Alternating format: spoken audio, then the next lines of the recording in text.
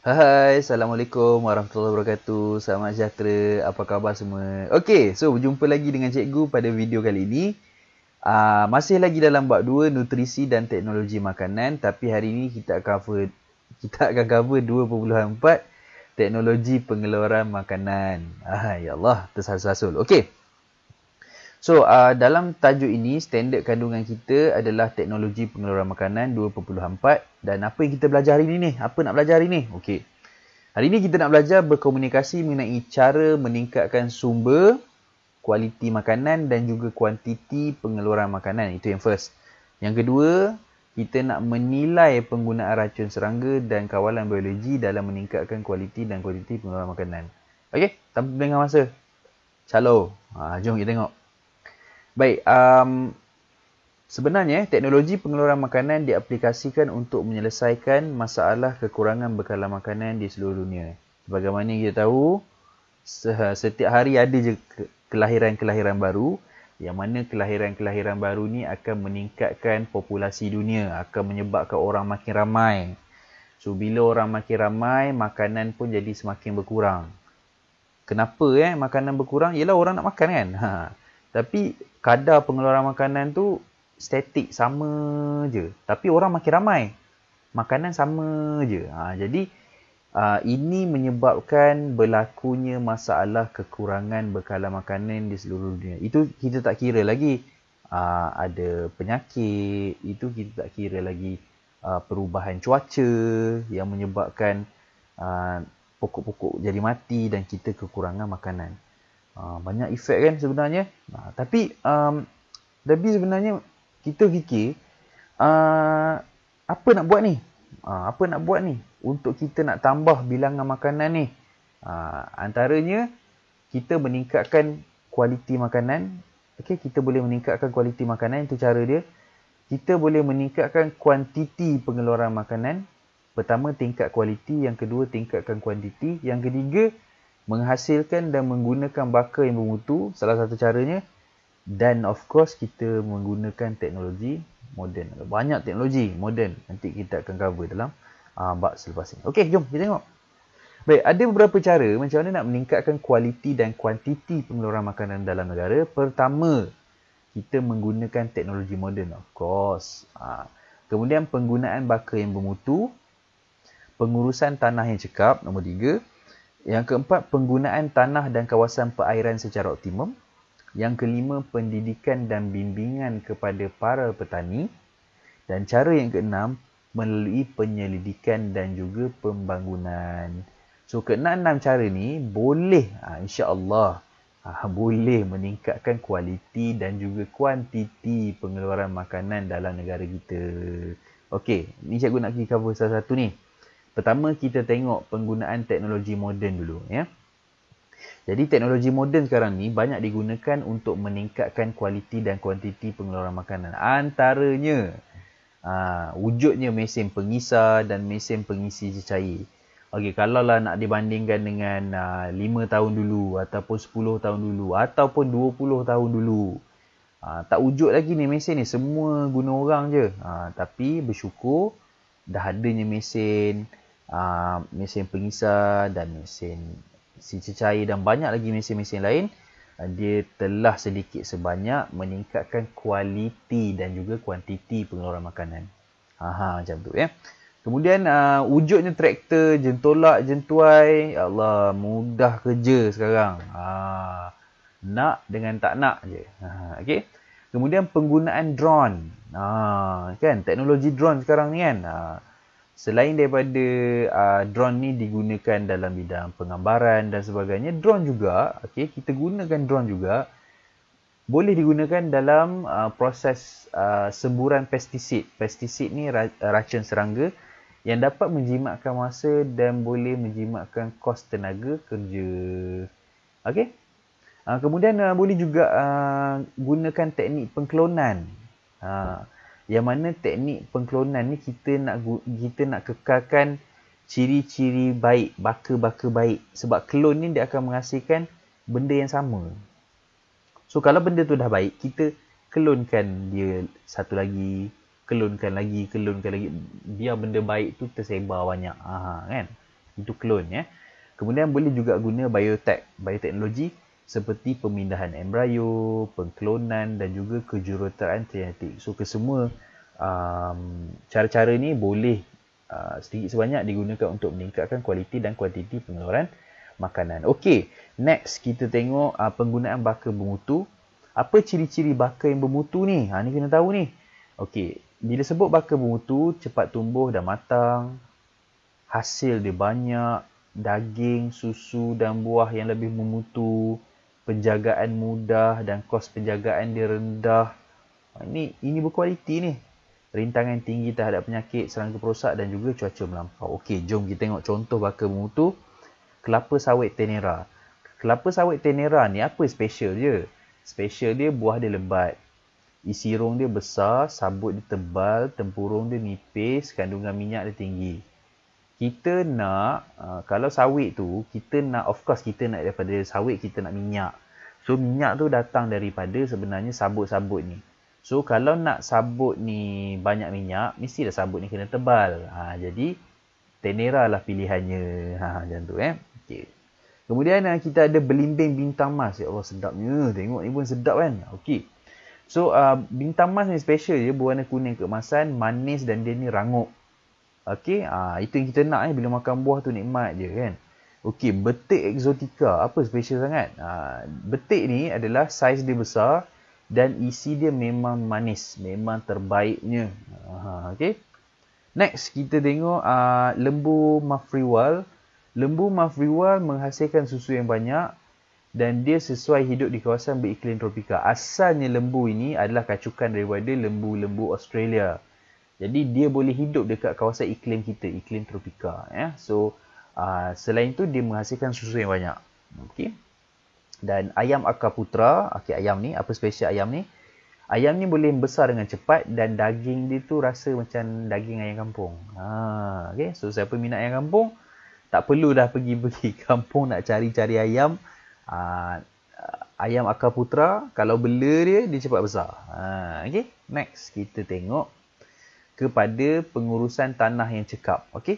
So, pengurusan tanah yang cekap melibatkan penggunaan pelbagai pendekatan untuk apa? Kenapa kena menguruskan tanah dengan cekap? Untuk mengekalkan kesuburan tanah, untuk meningkatkan kualiti hasil tanaman dan juga meningkatkan kuantiti hasil tanaman. Kualiti dan kuantiti. That is very important. Okay. So, cara pertama macam mana? Penggiliran tanaman. Okey, apa gilir tanaman ni? Gilir tanaman ni, contoh macam ni Kita tanam pokok yang berbeza pada musim-musim tertentu secara bergilir-gilir. Okey, contoh tanam ubi dulu, lepas tu baru tanam pokok kacang, lepas tu baru tanam pokok yang berbuah-buah. So, bila kita gilir-gilir tu, sebenarnya lain pokok, lain sumber nutrien dia.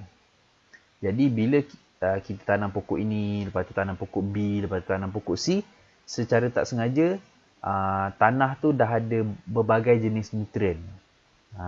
Okay, so tanah tu of course jadi subur. So itu kebaikan penggiliran tanaman. Okey, pengurusan tanah yang cekap juga kita mengamalkan tanaman campuran. Okey, contoh dalam gambar ni, orang ni dia tanam kelapa dengan tanam nenas serentak. Ini maksudnya tanaman campuran. Apa kebaikannya? Okey, kebaikannya satunya dia akan hasil dia tu akan menjadi banyak. Contoh macam ni kita ada nenas dan kita ada kelapa. Andai kata mereka ni berbuah serentak nanti, so kita kelapa pun dapat, nenas pun dapat. Ataupun boleh jadi juga sementara nak tunggu kelapa ni berbuah, nenas ni akan buah dulu. So buah tu sentiasa ada. Itu tanaman campuran kebaikannya. Dan kemudian yang ketiga adalah penanaman teres. Of course, penanaman teres ni contoh ni adalah padi bukit. Kebaikannya apa? Kebaikan tanaman teres ni pertama, dia mengelakkan hakisan. Yang kedua, kita dah gunakan tanah ni secara optimum. Lalu kat bukit orang tak nak tanam tanah kan, susah kan tanam tanaman. Tapi bila kita buat penanaman teres ni, kita dah menggunakan tanah secara optimum. Okey. Cara yang seterusnya adalah penggunaan tanah dan kawasan perairan secara optimum. Oleh sebab keluasan tanah pertanian dan kawasan perairan yang sesuai adalah terhad, penggunaan tanah dan kawasan perairan perlu dilaksanakan secara optimum untuk meningkatkan hasil pertanian dan juga peternakan. So, bagaimana cara kita nak buat? Nak menggunakan tanah secara optimum ni, antaranya mengusahakan tanah terbiar. Okay, tanah-tanah yang kosong tu kita tanamlah pokok. So, boleh dapat makanan. Kemudian menyuburkan kawasan yang tandus. Okay, kawasan yang kering kontang, kawasan tak subur, kita suburkan dia. Mengusahakan kolam lombong terbiar untuk aktiviti aquaculture marin. Aquaculture air tawar. Okay, so tengok lombong-lombong tu, apa kata kita beli ikan kat situ. Kan? So, dapat duit. Dapat juga makan ikan kan. Mengusahakan kawasan tanah paya yang mudah dibanjiri air laut menjadi kawasan aktiviti aquaculture marin. Apa kata kawasan yang paya-paya tu kita bela udang. Kan? Sebab kadang-kadang air laut boleh masuk ke situ. Kalau air pasang ke apa ke. So, at least udang boleh hidup kan. Ataupun ikan-ikan aquaculture marin lain boleh hidup. Dan sebagainya. Membina empangan dan tali air untuk pertanian ataupun peternakan yang kekurangan bekalan air. Okey, next. Itu penggunaan tanah secara optimum. Cara yang seterusnya adalah pendidikan dan bimbingan kepada para petani.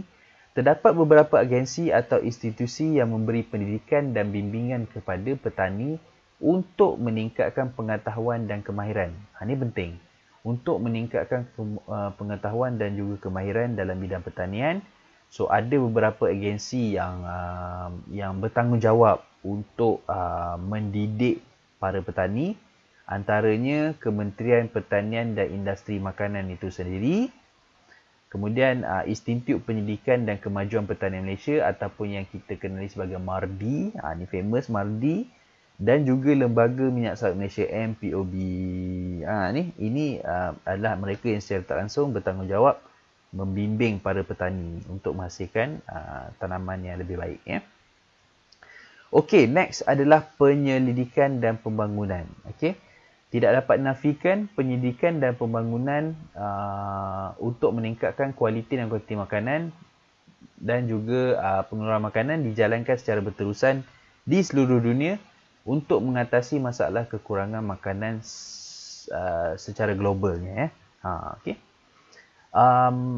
So, antara agensi-agensi yang terlibat untuk bidang penyelidikan dan juga pembangunan makanan ni, of course Kementerian Pertanian dan Industri Makanan, Pejabat Pertanian, Institut Penyelidikan dan Kemajuan Pertanian Malaysia MARDI, ada Lembaga Kemajuan Pertanian Muda atau kita panggil MADA, Lembaga Minyak Sawit Malaysia MPOB, Institut Pendidikan Perikanan dan Institut Penyelidikan Veteriner Malaysia VRJ.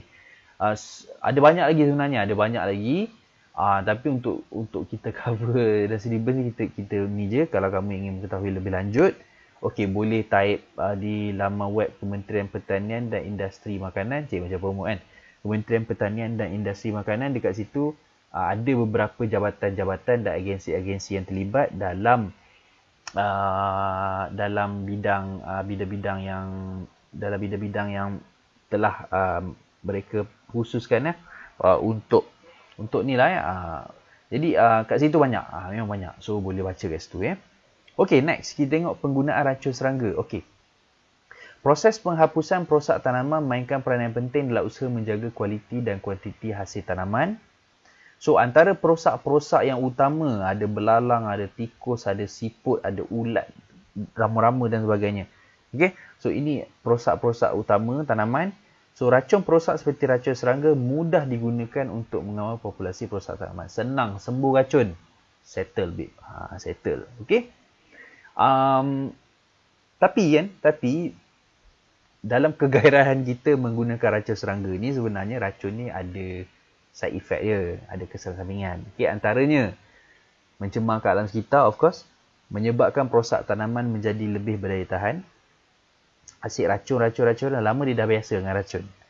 Jadi dia dah berdaya tahan. Dia akan membunuh cacing tanah. Dia tu siapa? Racun serangga tu lah. Boleh membunuh cacing tanah dan mikroorganisma faedah dalam tanah.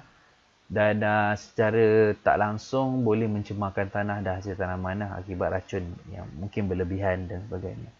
Okey. Kawalan biologi. Apa kawalan biologi ni? Kawalan biologi merupakan kaedah yang mengaplikasikan interaksi antara organisma seperti mangsa-pemangsa dan parasitisma yang digunakan untuk mengawal perosak tanaman di suatu habitat.